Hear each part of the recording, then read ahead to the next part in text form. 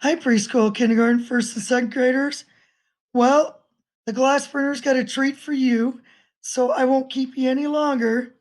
So they're going to talk to you about Jesus brings joy. Luke chapter 2, verses 1 through 7.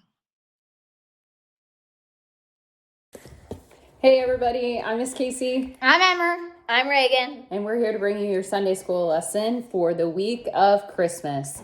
Today our lesson is titled Jesus Brings Joy, because we're going to celebrate the birth of baby Jesus and sing happy birthday to baby Jesus. Because did you know that's what Christmas is actually about? Yeah, it's not about presents, not about your elf, it's not about anything, it's just about Jesus. And Jesus being born.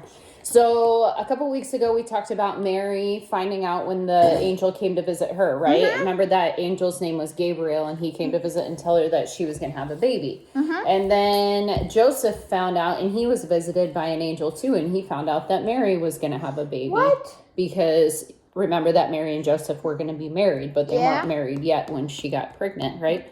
Okay, so, and then today in our story, it's going to be time for Jesus to be born. Mm-hmm. Yep, that's how we rock a baby. But there was some kind of hard times that happened before Jesus could be born. So the emperor at the time decided that everyone had to return to the city where they were born in order to be counted for tax purposes, because they wanted to charge people money so that they could get money for the country.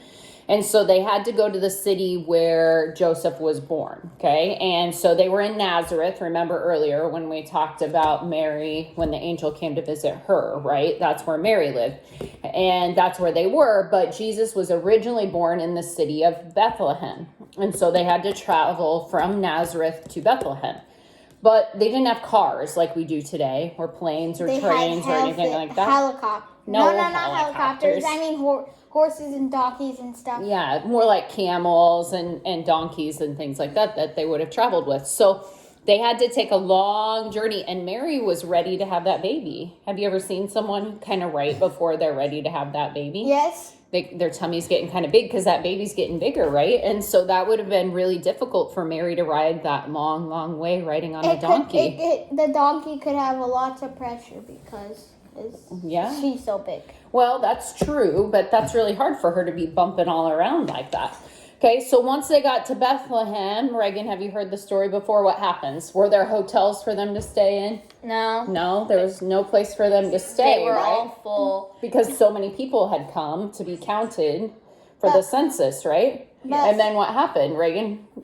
That they went to the one place and they didn't have any rooms, and the owner offered them to stay out back with the animals. That's right, in what we call a stable, right? Mm-hmm. So the inn is what they say. So that's like a hotel, right? So that's a place where people that were from out of the town, they would come and stay, but there was no rooms in the inn for them to stay. And so he was kind enough to say, well, I don't have any room in the house, but you guys could stay out back with the animals in the stable. And that's what they did. And thank goodness they found a place to stay, because that night, that's when baby Jesus was born.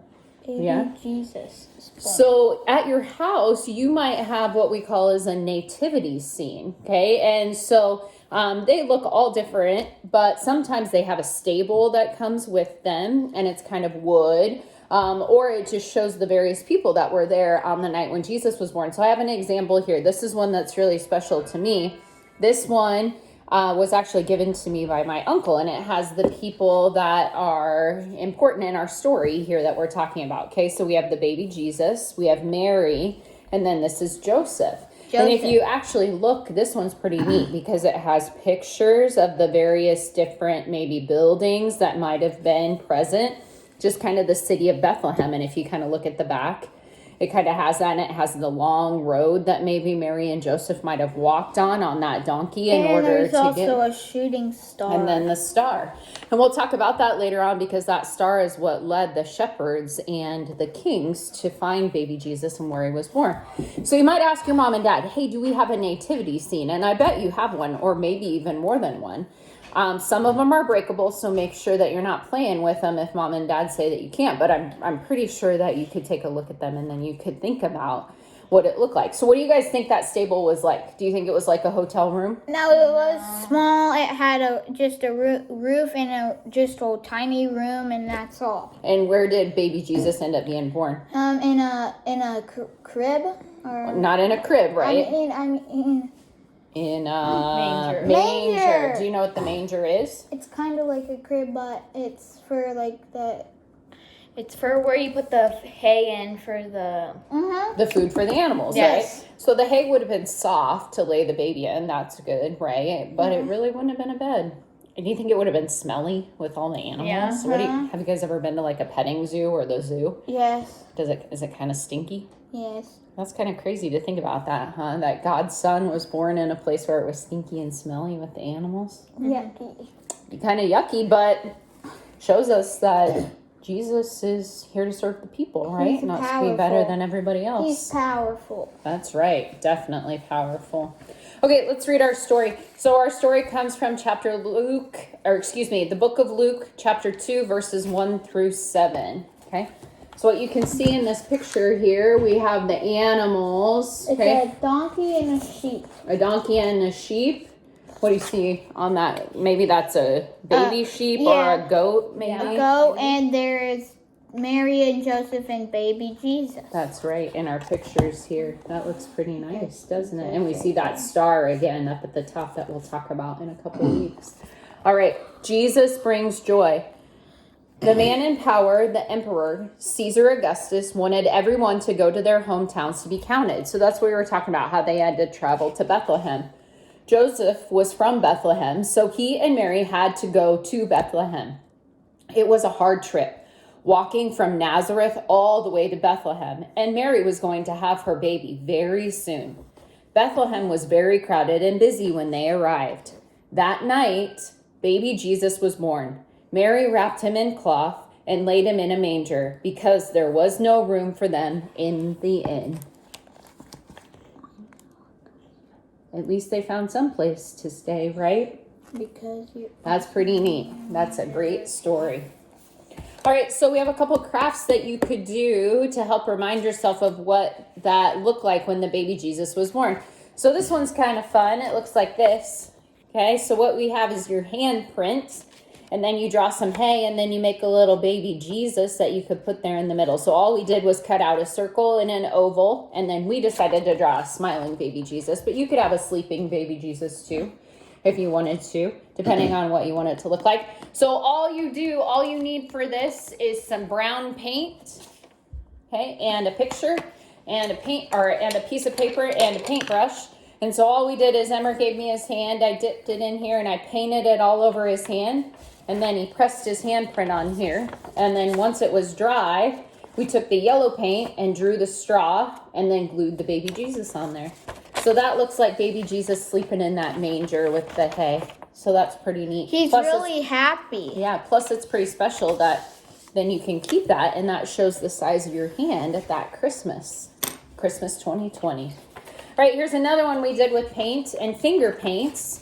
Okay, so it's a stable, right? Okay, and then what we did is just dipped our fingerprints and then made the outline of the stable, made the star at the top, and then made the manger down here and the baby Jesus. So you just make little fingerprints. So you just dip your finger in some paint and then make, a little rectangle with a triangle on the top, and then make a little manger with some hay, and then a baby Jesus with just a head and 3 dots. And again, that's just a reminder that the baby Jesus was born in a stable with those animals and was laying in a manger. So those are some fun activities that you can do to help remind you of where baby Jesus was born while we celebrate that on Christmas. Okay, so when we celebrate Christmas, we kind of think about Christmas songs. Do you guys think about Happy Birthday as a Christmas song? No. Not really, right? Also, But we're celebrating Happy Birthday, Baby Jesus, right? Okay, so we're going to sing Happy Birthday to Baby Jesus, and this is something that you could do on Christmas too, to just help remind yourself that that's really the reason why we celebrate Christmas, right? So we just happen to have a muffin, but you could have a cupcake, you could do a cookie, you could do whatever you want. And then we're just going to light this candle and sing Happy Birthday to Baby Jesus. fire. Okay, ready? Happy birthday to you. Happy birthday to you. Happy birthday, baby Jesus. Happy birthday to you. Good job. And then you might also have maybe print Yeah, you out can like make a a happy coloring birthday page. card too. That's right. Because Jesus' birthday is why we actually celebrate Christmas, right? Mm-hmm. All right, let's have a repeat after me prayer before we're done, okay? Fold our hands And bow our eyes and close our eyes till our prayers are said. Dear God, Dear God, today we celebrate. today we celebrate. Joy to the world. Joy to the world. Jesus is born. Jesus is born. Joy fills our heart. Joy fills our heart. Today we remember. Today we remember. Jesus is the reason for the season. Jesus is the reason for the season. Merry Christmas. Merry Christmas. Amen. Amen. Bye. Merry Christmas. Merry Christmas. Well, there you have it. Jesus brings joy. I hope you have the best Christmas ever. And not just because you get Christmas presents, but because you find the joy that Jesus brings you, because you find the joy that your family brings you. I hope you find joy in however you get to spend Christmas with your family. Some of you may get to spend Christmas with family. Some of you may get to spend it over the phone or Zoom. However you get to spend it with people, enjoy that. Okay? Relax over your break. Enjoy not doing homework. Read a book or something, though. Maybe even some Bible stories. Help mom and dad. Cuddle with mom and dad. But do some things that bring you joy. I will be back next Sunday, December 27th, with your next Sunday school lesson of joyous news. And we've got a few fun things planned for you. We'll see you then.